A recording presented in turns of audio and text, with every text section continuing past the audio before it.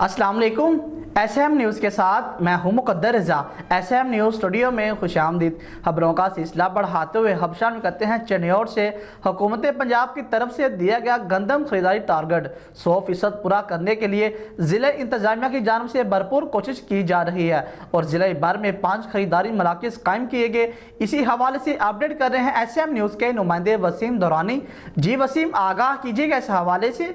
जी बिल्कुल, हुकूमत पंजाब की तरफ से दिया गया गंदम खरीदारी टारगेट 100% पूरा करने के लिए ज़िले इंतज़ामिया की जानिब से भरपूर कोशिश की जा रही है। ज़िला भर में 5 खरीदारी मराकज़ कायम किए गए हैं। रवां सीज़न 50,000 टन गंदम का टारगेट ज़िला चिनोट को दिया गया है। दिए गए टारगेट का 50% पूरा कर लिया गया है, जिसमें गंदम के 8,45,000 थैले खरीद कर महफूज कर लिए गए हैं। अभी तक बारदाना तकसीम का भी 98% टारगेट पूरा कर लिया गया है।